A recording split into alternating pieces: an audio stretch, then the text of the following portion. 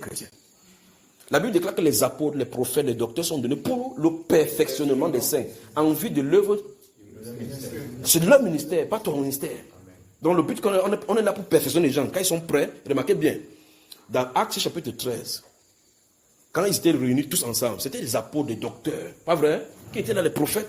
Ils priaient ensemble, ils servaient le Seigneur dans le jeûne et dans la prière. Ils rencontraient le soir, ils priaient, ils sortaient, ils portaient évangéliser, ils rentrent le soir, ils prient. Le Seigneur dit, mettez-moi à part Saul et Barnabas pour l'œuvre à laquelle je les ai. Amen. Vous avez vu cela?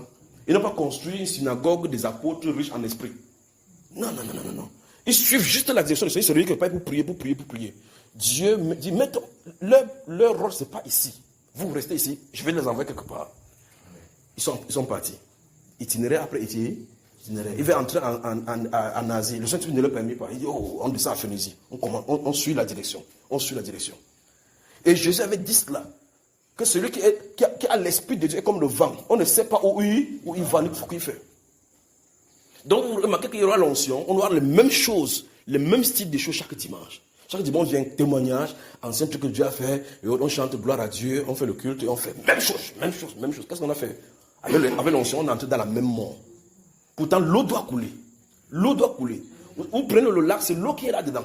Mais c'est infesté, mais c'est quand même l'eau. Oh, pourtant, l'eau qui coule dans la montagne, l'eau qui vient de passer devant toi, tu ne verras plus jamais cela. Ça a été de bénir en allant. Mais l'eau du lac qui reste sur place est métamorphosée par des aléas, par des contaminations. Et subitement, les plantes qui sont tout autour deviennent des algues et finissent par mourir. Vous suivez? Je vous en ai insisté sur ces choses. Donc je lui ai dit que, l'une des grandes erreurs entre nous, hommes de Dieu, c'est ce que je lui ai dit, et je disais ça avec respect, c'est qu'on laisse que les hommes viennent plutôt à nous et non à Jésus. L'onction qui est chez toi ne fait pas de toi l'égal du Seigneur Jésus. Amen. Jamais. Comprenez ce que je suis en train de dire? L'onction qui est sur toi ne fait pas de toi l'égal de Jésus parce que tu as une portion. Chacun reçoit de lui quelque chose. C'est lui qui est la perfection. Le parfait dans l'esprit. Donc c'est une partie de lui qui donne, une partie de sa... C'est comme si quelqu'un veut connaître, il n'a pas encore connu comme il faut connaître. Amen. Vous me suivez, n'est-ce pas? Donc je vais dire que la principale erreur, c'est les hommes de Dieu qui envoient les gens en erreur. C'est pour cela que je ne voudrais pas que dans notre milieu que ça se passe ainsi. Je veux que vous soyez alertés par cela, afin qu'on ne commette pas ces mêmes erreurs. Le ministère ne doit pas être bâti sur un homme. Si l'homme n'est pas là, le ministère tombe. Ça n'a pas de sens. Parce qu'à un moment donné, tu vas m'enlever de la scène. S'il enlève de la scène, son œuvre ne doit pas s'arrêter. Et personne ne pourra continuer mon œuvre. Si Dieu m'arrête sur mon œuvre, j'aurai terminé ma course. Vous ne continuez pas mon œuvre. Vous faites ce pourquoi il vous a appelé à faire. Il n'y a pas de continuation de l'œuvre de quelqu'un sur la terre. Jamais. Ça ne se trouve pas dans les Écritures. Vous comprenez ça, frère? Vous avez lu les paraboles des différents ouvriers. Quand ils viennent le soir pour prendre la récompense, il y a des gens qui travaillent juste 1 heure et autres. On ne veut pas continuer. Tu entres seulement dans la moisson, tu commences à travailler, l'autre travaille. Et puis on appelle tout le monde à la récompense.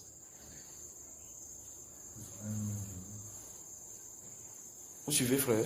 Donc je suis en train de donner cette alerte d'avertissement pour que ça ne doit pas fonctionner comme les autres ont pu fonctionner. Parce que si on fonctionne, on va entrer dans la même mort que nous. Parce que c'est un réveil qui est fait pour perdurer jusqu'à ce que les dernières moissons entrent pour le Seigneur. Donc, alors c'est le téléphone qui est identifié. Identifiez le téléphone là. Ce sont les gens qui sont en ligne. Et vous me teignez donc tous ceux qui sont en ligne maintenant. Il ne veut pas être perturbé alors qu'on a donné ce message. Regardez-moi le téléphone qui a fait ça. Et la personne a 3 jours. Et tenez-moi tous les téléphones qui sont en ligne. C'est ça. Sur le téléphone noir, c'est pour qui? Ok. Merci Jean-Pierre. Dans 3 jours. Alors, donc, vous remarquez ce message, c'est plus important que même ce qu'on va prier ici. Parce que ça ne vaut pas la peine que le Saint-Esprit vienne sur la scène, après il coupe. Et s'il coupe, on va entrer dans un état spirituel. Remarquez bien comment on s'est battu depuis des années pour le faire manifester à l'œuvre, pour qu'il vienne sur la scène. Pour qu'on puisse rentrer encore dans les années 1900 encore. Il refuse ça. C'est un peu comme Dieu envoie Moïse en Égypte pour faire sortir les cheveux. Le peuple marche jusqu'à vouloir entrer dans le Jourdain. Quelqu'un dit, retournons en Égypte. Retournons en Égypte. Alors que tu as dit qu'on sort de ce chemin, on ne doit plus passer là-bas. Vous suivez ça? Donc je refuse cet état-ci. Si vous manifestez s'il y a les états-ci, il demande au Seigneur de m'enlever au milieu de vous. Que je parte où je vais m'enlever. Si vous voulez m'enlever, que je retourne à la maison, je retourne. Je refuse que mon nom soit associé à l'œuvre de Jésus-Christ. Et j'en prends à témoin le ciel et la terre et les anges qui sont ici présents, que je suis pur de ce que je suis en train de dire. Je refuse que mon nom soit associé en quelque faute que ce soit, qu'aucune chose qui se fait, que ça ne soit associé à mon nom. C'est le Seigneur qui est à l'œuvre. C'est le Seigneur qui est à l'œuvre. Parce que quand il va vous utiliser, c'est quand il va vous utiliser à la maison et autres. Imaginez le dimanche qu'il a fait. L'un dit que j'ai vu comme ça la nuit qui est venue. L'autre dit j'ai prié comme ça. L'autre dit j'ai dit comme ça là. C'est moi qui vous ai demandé de prier. Moi je viens là-bas. Vous dites ça, moi je suis en train d'entendre. Moi mais j'entre aussi dans une atmosphère que moi je ne maîtrise pas. Vous devez comprendre que c'est Jésus-Christ qui est l'alpha et l'oméga. Vous avez suivi, frère? Donc point que quelqu'un dit, pas d'association. Pas d'implication de l'homme dans l'œuvre de Dieu. Laissons Dieu être Dieu. Afin que toute la gloire lui soit attribuée. Très bien. Vous m'avez bien suivi? Très bien. Parce que vous faites ça. C'est la première des choses. C'est l'une des choses que je déteste le plus. Vous faites ça. Je vais quitter. Vous ne me verrez plus jamais. Il dirait au Seigneur que je préfère que tu m'enlèves.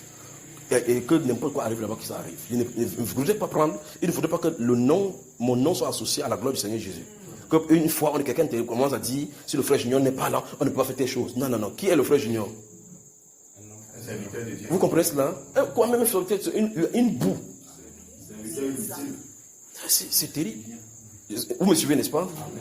Et identique pour vous, quelle que soit la dimension que Dieu va travailler avec vous, parce que Dieu va travailler dans des dimensions inouïes dans les guérisons. Il y a des personnes qui vont avoir des guérisons inouïes à opérer que je ne pourrais pas faire.